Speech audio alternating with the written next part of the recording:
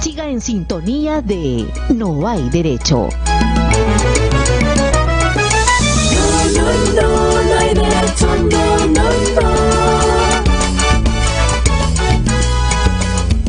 Son las 7:34 de la mañana, estamos de vuelta aquí en No Hay Derecho. Lo anuncié antes de irme a la pausa, está ya aquí en nuestros estudios el doctor Óscar Urriola, que como ustedes saben ha sido miembro y también luego presidente del Tribunal Constitucional, una institución central en la vida democrática en nuestro país, sobre todo cuando, digamos, hay que buscar equilibrar el ejercicio de la función de los poderes de Estado, que a veces, como se dice en el argot de la discusión constitucional, hay choque de trenes, a veces hay cosas muy complicadas, y el Tribunal Constitucional es, y como ha sido en el Perú en varios momentos de nuestra historia, central en estas definiciones. Doctor Óscar Urriola, qué gusto saludarlo, buenos días. Buenos días, una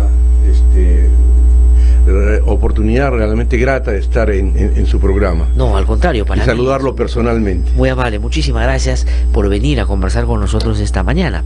Pues bueno, partiendo de esto que acabo de mencionar, el Tribunal Constitucional siempre es importante, pero lo es más aún en situaciones donde hay tensiones y confrontaciones que a veces se dan o en la línea o a veces cruzando la línea de la constitucionalidad o de lo constitucional. ¿Qué le ha parecido la decisión del Tribunal Constitucional en torno a esta modificación vía reglamento de las atribuciones del Ejecutivo en materia de cuestión de confianza? Ayer el Tribunal Constitucional una vez más nos ha dado a todos los peruanos una noticia realmente alentadora. El señor presidente del tribunal, el doctor Ernesto Blume Fortini, anunció, por acuerdo del Pleno, la forma como se había votado un proceso de inconstitucionalidad que se planteó en contra de la modificación del artículo 86 del reglamento del Congreso, que desnaturalizaba la cuestión de confianza, alterando esos mecanismos de pesos y contrapesos que la Constitución del 93 y que todo sistema democrático, sobre todo cuando se trata de un sistema semipresidencialista, establece para que ninguno de los poderes pueda hacer uso de la fuerza o de la mayoría, como estaba ocurriendo en nuestro país. Y se trataba de la cuestión de confianza, que es una herramienta que la Constitución pone en manos del Ejecutivo para que cuando lo vea conveniente plantee cuestiones de confianza que podrían dar, en una eventualidad de que se niegue 2 veces la confianza, la posibilidad de cerrar el Congreso, en este caso el Congreso unicameral. Esto había sido alterado vía reglamento del Congreso, pretendiendo hacer una modificación constitucional a través de un reglamento del Congreso, que por muy reglamento del Congreso que tiene la categoría de ley, no podía modificar la Constitución. Sin embargo, así lo hicieron y felizmente el Ejecutivo reaccionó y planteó la cuestión, la acción de inconstitucionalidad, que felizmente ayer ha sido resuelta de una manera realmente ejemplar.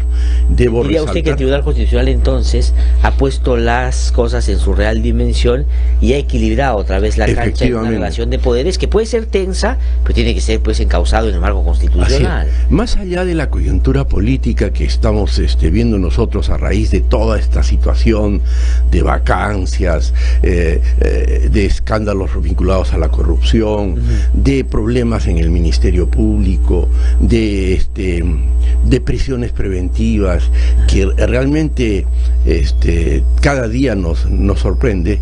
Yo creo que lo que hemos visto ayer, sobre todo quienes estamos atentos al quehacer del Tribunal Constitucional y interesados en consolidar el Estado constitucional de derecho, lo que el Tribunal Constitucional ha hecho ayer a través de resolución es ratificar que en un Estado constitucional de derecho no hay un primer poder del Estado, no hay un segundo poder del Estado, no hay un tercer poder del Estado, hay poderes del Estado. De acuerdo.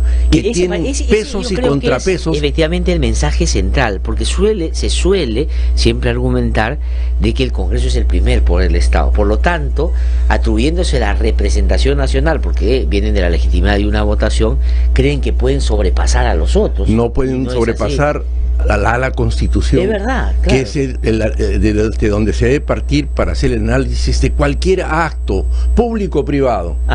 Es la Constitución. el parámetro que nos... y que incluso controla al mismo Tribunal Constitucional. Claro que sí. Así es.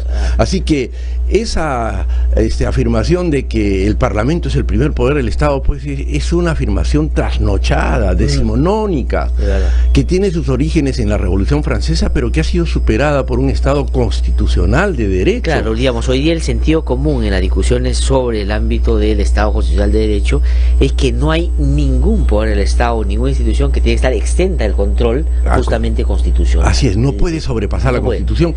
Y lo que hizo el Parlamento al pretender a través de una modificación en su reglamento, que vendría a ser la expresión de una autonomía normativa, no puede invadir las facultades y las atribuciones que la propia Constitución le reconoce a otro poder del Estado, en este caso el Ejecutivo. De acuerdo. Ahora, doctor Urriola, quería hacerle una pregunta que tiene que ver con una consecuencia práctica de la decisión del Tribunal Constitucional. Claro, la primera es que esto sale del ordenamiento legal y por lo tanto se regresa al estadio anterior, de acuerdo. Pero el presidente de la República ha convocado un referéndum para diciembre, donde en la cuarta pregunta, donde él ha expresado, digamos, un punto de vista disidente, de hecho yo no estoy de acuerdo con eso, también él ha advertido que se quería contrabandear el tema de la cuestión de confianza. Habida cuenta, el Tribunal Constitucional ya dijo que la cuestión de confianza la tiene el Ejecutivo, es legítimo y hay que resguardarla y protegerla. ¿Qué se tiene que hacer ahí? ¿Cambiar esa pregunta o cambiar el sentido de esa pregunta? No se va a poder cambiar la pregunta, ya, porque está convocada, pero sí el proyecto, ¿qué? ¿O no? El señor presidente de la República y muchas otras personas advirtieron que la reforma constitucional que él propuso fue lamentablemente alterada o desnaturalizada, sí, para utilizar la misma palabra del presidente, con el tema de la cuestión de confianza. Le metieron ahí de contrabando el tema de la cuestión de confianza, modificando el artículo 134 de la Constitución, en esta oportunidad referida a la Cámara de Diputados, para que la cuestión de confianza solo opere de manera restringida cuando se da el voto de investidura y no en otra ocasión. Sí, claro. Y además se repite lo que se había contemplado en este reglamento, en el artículo 86 del reglamento, con esta modificación que ayer ha sido declarada inconstitucional. Se establecía que el presidente de la República no podía considerar como nuevos ministros a los ministros que había conformado el gabinete declarado en crisis. Claro. Esa era una intromisión en facultades del Ejecutivo, sin duda, que el tribunal considera inconstitucional, pero ahí está, la reforma constitucional ha sido aprobada así. Entonces, ¿qué puede suceder? Claro, eso es porque, digamos, algo hay que hacer. El escenario es interesante para hacer un análisis. Como esto ya está aprobado y va a ser consultado, y advirtiendo de que ese es un contrabando, la solución sería la siguiente: aprobar tal como está. Ajá.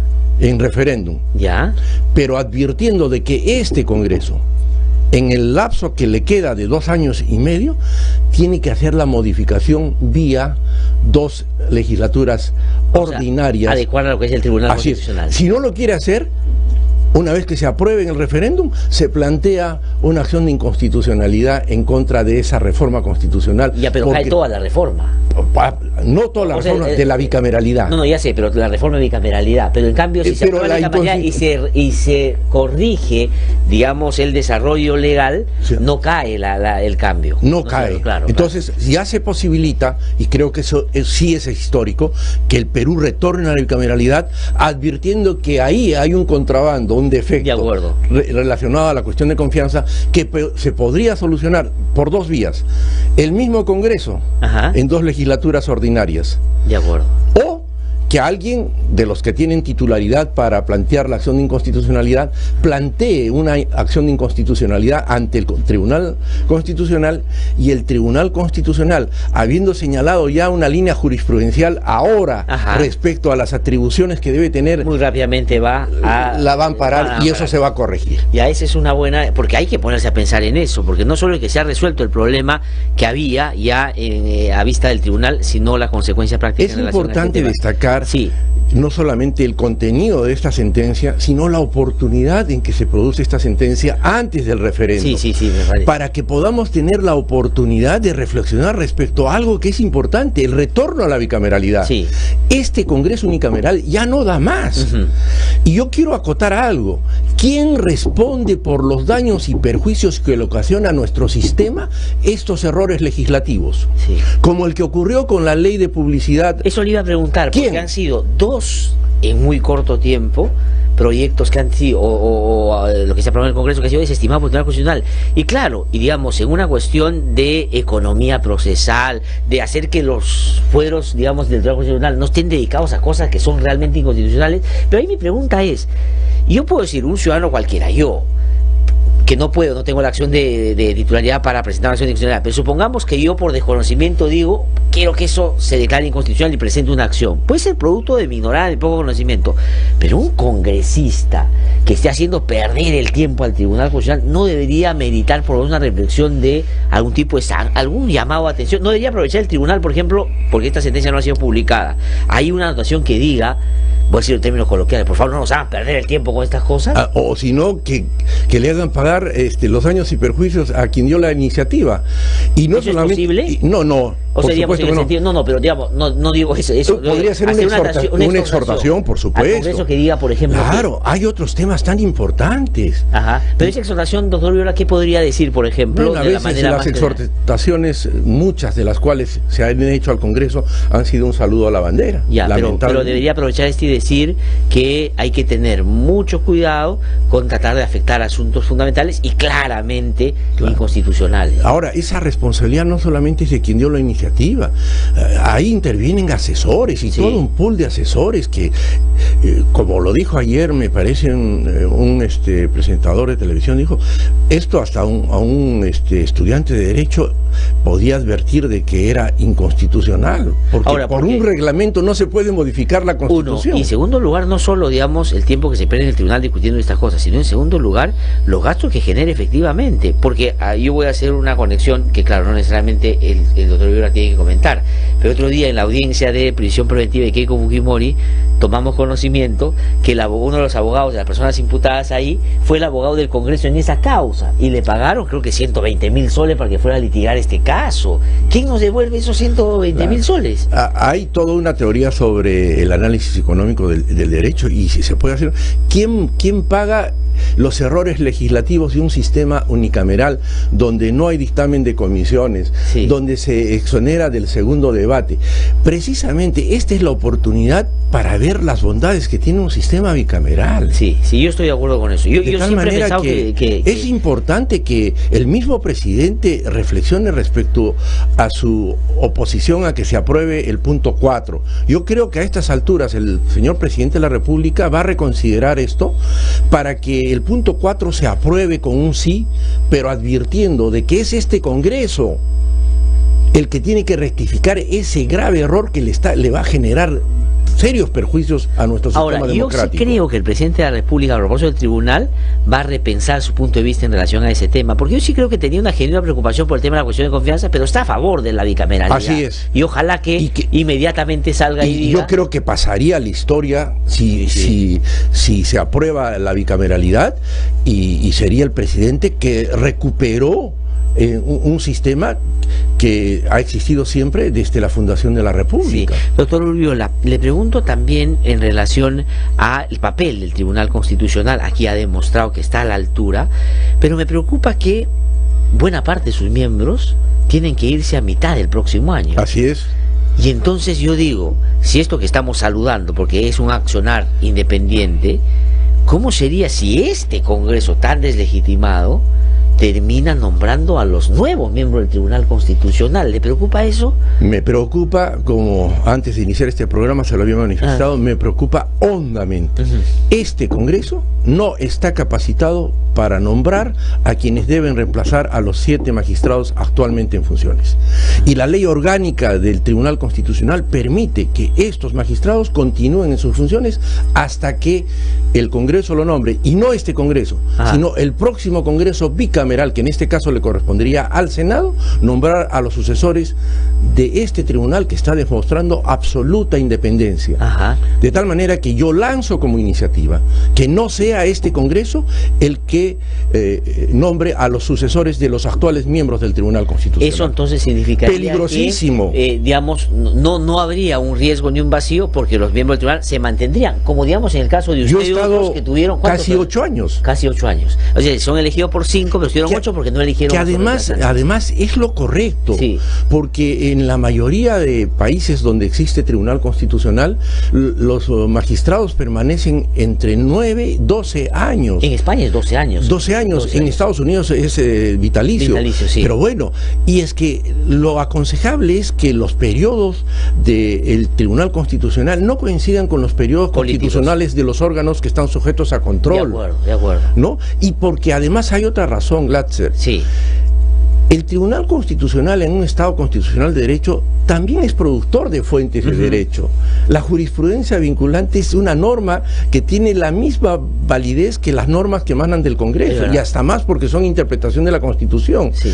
Por lo tanto, esa normatividad debe tener estabilidad en el tiempo y los periodos de renovación podrían alterar. Sí. No, pero es una entonces, cosa que yo digo, en un periodo corto, yo creo que es mejor que tenga un periodo más largo para que todo ese sistema de fuentes de derecho a través de la jurisprudencia pueda estar más estable. Sí, no, a mí me parece que eso es sumamente pertinente, hay que empezarlo a discutir, porque no va a ser que este Congreso empiece a ya pensar a quiénes poner y no lo va a hacer pensando en lo que estamos diciendo nosotros. Imagínese, o sea que yo creo que desde ahora tiene que haber una campaña para que este Congreso no elija a los miembros del Tribunal Constitucional. Sí, yo estoy de acuerdo con eso y nos sumamos, por cierto, a esa campaña. ¿A usted le parece bien que, por ejemplo, en la nueva manera como se va a partir del próximo año desarrollar toda la selección de magistrados del Poder Judicial y Ministerio Público, se haya puesto en esta Junta por la Justicia al presidente del Tribunal Constitucional? Porque ahí también puede pasar lo que usted dice, porque el Tribunal Constitucional también tiene que ver con lo que hacen los jueces y fiscales. Yo no estoy de acuerdo. No está de acuerdo. No estoy de acuerdo, porque el Tribunal Constitucional, para demostrar precisamente esa independencia, es preciso que no se involucre en las decisiones de gobierno o las decisiones que implican o que implicarían posteriormente una actitud de control. Y yo creo que es conveniente que el Tribunal Constitucional se mantenga en un pedestal como observador muy, que se llama atento de todo lo que ocurre en toda nuestra sociedad. Sí. En un Estado constitucional de derecho no hay islas que estén exentas de control constitucional. Sí, pues no, y el Poder Judicial, y hay varios casos que, digamos, se pueden poner como ejemplos, ha estado sometido al fuero constitucional y el Tribunal Constitucional ha tomado decisiones importantes que creo que han encausado debidamente algunos de estos casos. Otra de las cosas que en los últimos días, lamentable y irresponsablemente, han circulado son rumores de golpe de Estado. Y le voy a preguntar esto desde la perspectiva constitucional, pero la perspectiva política también, porque, digamos, usted no es ajeno a lo que fue el golpe de Estado del año 92. Sí, digamos, estuve ahí en la Cámara de Diputados. En la Cámara de Diputados, efectivamente. Digo por la responsabilidad o irresponsabilidad política, pero digo por la viabilidad de un hecho de esa naturaleza en un Perú de hoy, a pesar de los problemas que tenemos en el marco todavía del fortalecimiento democrático. ¿Qué le parece? Yo creo que quienes han hablado del golpe de Estado lo han hecho en un estado emocional bastante alterado, porque no concibo de que un demócrata y una persona en su sano juicio pueda hablar de golpe de Estado en América Latina y en el mundo en general, pero sobre todo en América, para no irnos muy lejos, porque ya es tiempo en el que no solamente funcionan los sistemas de control internos, sino porque además hay un sistema convencional que a la larga, más temprano que tarde, les van a hacer sufrir las consecuencias de una decisión que altere el Estado de Derecho. Y estamos viendo que a la fecha hay militares encumbrados que apoyaron el golpe del 5 de abril, que están en la cárcel, ya prácticamente en una situación ¿no? Realmente crítica, y yo no creo que en el Perú exista alguna persona, y en particular algún militar, que pueda atreverse a alterar el orden constitucional. Ajá. Por lo tanto, teniendo en cuenta la situación política actual y a futuro, eso es inviable. Sí. Y que estén advertidos de que ya la sociedad peruana no va a permitir y no va a aplaudir como lo hizo lamentablemente por otra situación en los años 90.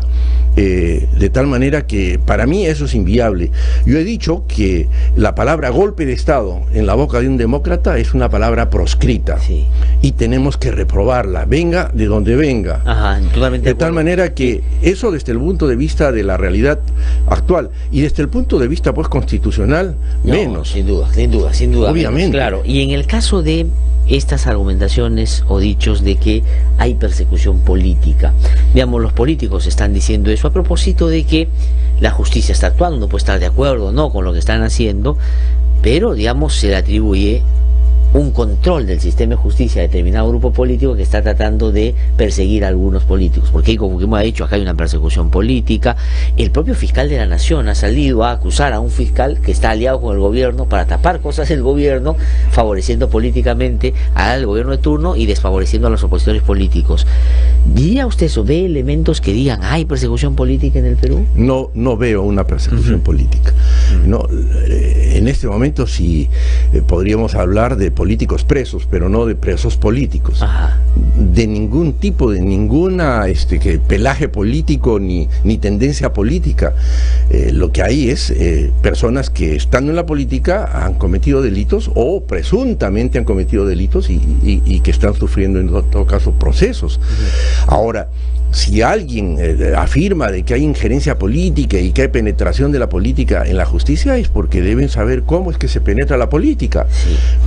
Yo no creo que este gobierno, en principio porque es tan reciente, haya tenido la oportunidad de penetrar el sistema de justicia con nombramientos de fiscales y de jueces. No es posible, porque no hay un nombramiento. Bueno, en todo caso, quienes piensan así es porque saben cuáles fueron los mecanismos para penetrar la justicia, ¿no? Sí, seguramente la añoranza de los 90 la que iba a creer que eso está pasando. Así es. Pero hay algo que no dista mucho, lamentablemente, en el comportamiento, no digo en el contexto, porque es distinto lo que pasaba en los 90 y lo que pasa ahora, es el fiscal Chávarri.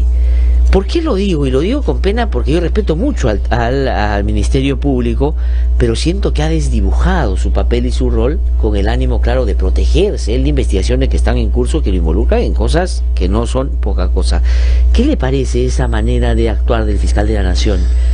Como hombre de derecho yo no puedo atribuir categóricamente si una persona es culpable o inocente. Sin duda, no se puede, pero nadie puede hacerlo, claro. En respeto del principio de presunción de inocencia, sí. Yo mi opinión no iría por ese aspecto, sino en todo caso por la actitud que debería tener una persona a quien se le hacen serios cuestionamientos, y no solamente cuestionamientos tan abiertos sin ningún fundamento, sino que incluso han motivado ya expedientes originados desde el propio Ministerio Público y que han llegado al Congreso y que están pendientes. Ante esa situación, y siendo titular de una institución que por mandato legal es titular de la acción penal, debe velar por la moral pública, lo dice expresamente la ley orgánica, yo creo que lo más aconsejable sería de que dé un paso al costado y deje la titularidad del Ministerio Público para que sea otra persona que garantice absoluta transparencia e independencia. Sí, y en relación a eso, una última pregunta, porque entiendo que tiene que ir a una reunión dentro de poquito también, y está relacionado justamente con el funcionamiento del Estado en respuesta a la corrupción que lamentablemente ha estado instalada en distintas esferas, y la justicia, por supuesto, ha sido el epicentro, ¿no?, de las últimas denuncias. ¿Qué le parece, por ejemplo, usted decía, hay presos o políticos que están presos, pero no hay presos políticos? Sobre la prisión preventiva que usted aludió al comienzo, y el Tribunal Constitucional ha enmendado la plana al Poder Judicial en más de una oportunidad. El juez Richard Concepción Carhuancho, cuando empieza su lectura de la decisión que toma la prisión preventiva de Keiko Fujimori, hace alusión a lo del Tribunal Constitucional y dice: me exige una fundamentación reforzada, no solo una fundamentación. Y él inclusive hace una anotación y dice: casi me piden un juicio, un mini juicio, pero voy a hacer y uno por uno y hace. ¿Y usted cree que ha cumplido ahí en relación a las otras cosas que había en prisión preventiva ese estándar? ¿Se está tomando en cuenta lo del Tribunal Constitucional? Por lo que hemos visto, Glatzer, aparentemente sí, pero lamentablemente en administración de justicia sería irresponsable dar una afirmación a favor o en contra, es decir, un sí y un no. ¿Por qué razón? Así como el médico no puede diagnosticar por lo que observa lejanamente el diagnóstico de una enfermedad, un abogado no puede atreverse a decir si se ha observado rigurosamente el procedimiento y se ha cumplido con la ley simplemente por lo que observa lejanamente o a través de los medios. Será la sala la que revise en apelación esta decisión para ver si el juez Concepción Caravancho ha cumplido con todo lo que ha establecido el Tribunal Constitucional, y si no lo hace la sala, estoy convencido de que la defensa de los involucrados van a acudir en acción de un habeas corpus, y esto llegará al Tribunal Constitucional, y el Tribunal Constitucional podrá decir en definitiva, por instancia de cierre en materia constitucional, si se cumplió o no con lo que dijo. Por lo tanto, es el tribunal y la justicia la que va a determinar. Ahora, es cierto de que el juez Concepción Caravancho ha sido más riguroso, más prolijo en no solamente distinguir la situación de cada uno de los involucrados, que es lo que le exige el tribunal, claro. y por cada uno de los aspectos ha ido digamos, llevando a cabo esta audiencia especial para contemplar si da o no la prisión preventiva, y pareciera que sí, ha sido más cuidadoso y ha hecho mejores fundamentaciones, pero como le digo, en definitiva serán las instancias del Poder Judicial y en definitiva el Tribunal Constitucional para ver si se ha observado o no, primero con el debido proceso y fundamentalmente con la obligación, que es parte del debido proceso, de fundamentar adecuadamente cada una de las decisiones, y si además los requisitos que exige el artículo 268 del Código Procesal respecto a la prisión preventiva se han cumplido o no. Porque digamos que, claro, él tiene que fundamentar en esos dos niveles, ¿no es cierto? Uno, si es que lo que ha visto en el expediente se condice con la necesidad imperiosa de una medida tan gravosa, porque digamos la prisión preventiva es digamos la última razón. Exactamente, tomar, digamos, pegarse a lo que dice el Tribunal Constitucional. Hay algunos que dicen que todo lo que está pasando genera desestabilización en el país, que la corrupción que se está develando ya nos está llevando a límites de confrontación mayor. ¿Usted es idea o de los que, por lo menos yo estoy al otro lado, que digo, mejor así, porque así empezamos? Yo soy optimista y veo esto no con satisfacción, porque a nadie le puede dar alegría ver que a una persona la privan de la libertad, ni cosa por el estilo. Pero al margen de estas situaciones personales, yo observo de que nuestro sistema democrático, del cual forman parte todas las instituciones del Estado, con todas las imperfecciones que pueda tener nuestro sistema, que todavía no está consolidado, está funcionando. Esto no ocurriría, ni ha ocurrido en dictadura.